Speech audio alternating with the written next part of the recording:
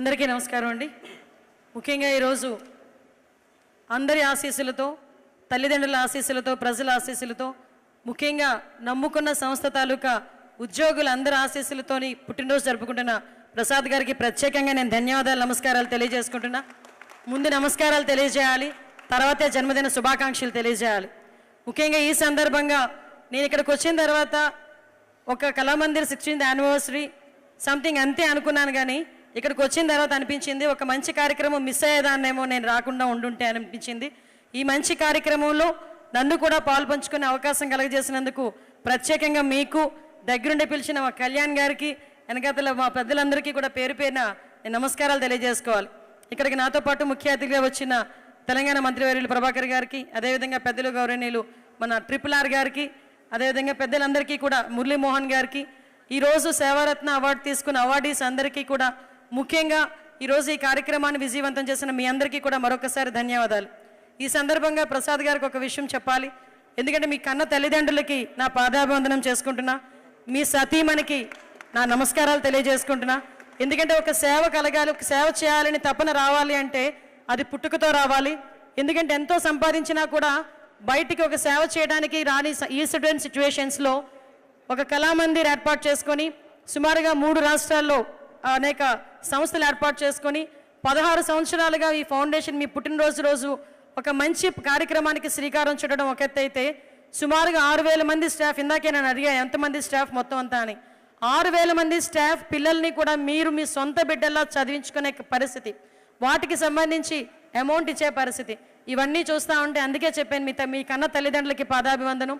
ఇదంతా చేయటానికి ఒక వెనకాత నుంచి సపోర్టివ్గా భార్య లేకపోతే ఇవన్నీ చేయలేరు.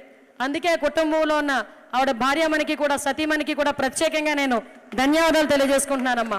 ఇందులోని పక్షపాతం ఏం లేదండి, లేడీస్ కదా అని చెప్పి మాట్లాడుకుంటున్నాం అని అనుకోవద్దు. ఈరోజు అందరూ అంటుంటారు, ఎప్పుడు అందరూ అనేది ఒక మగాడి విషయం వెనకాతల ఆడది ఉంటుంది అన్న సంగతి, కానీ కొన్ని విషయాలు చాలా క్లియర్ కట్గా అర్థమవుతాయి. ఇలాంటి విషయాల్లోనే అర్థమవుతున్నాయి.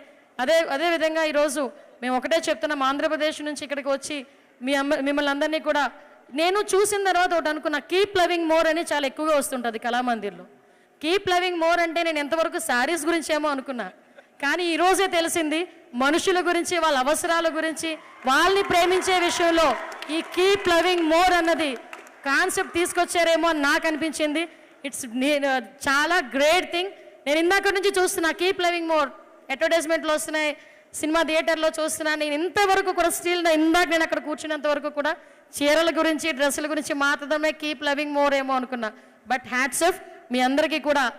అదేవిధంగా మీరు కూడా మీ ఫర్దర్గా జరిగే ప్రతి పుట్టినరోజు వేడుకల్లోని కూడా ఇంతకన్నా మంచిగా, ఇంతకన్నా ఎక్కువ మంది బ్లెస్సింగ్స్ మీకు, మీ కుటుంబానికి మనస్ఫూర్తిగా ఉండాలని మనస్ఫూర్తిగా తెలియజేసుకుంటూ, మరొకసారి మీ ఫ్యామిలీ మెంబర్లో మమ్మల్ని ఒకరిగా పిలిచి ఇక్కడికి ఒక మంచి కార్యక్రమానికి మమ్మల్ని కూడా బ్లెస్ చేసినందుకు మీ అందరికీ ప్రత్యేకంగా ధన్యవాదాలు, నమస్కారాలు. హ్యాపీ బర్త్డే ప్రసాద్ గారు.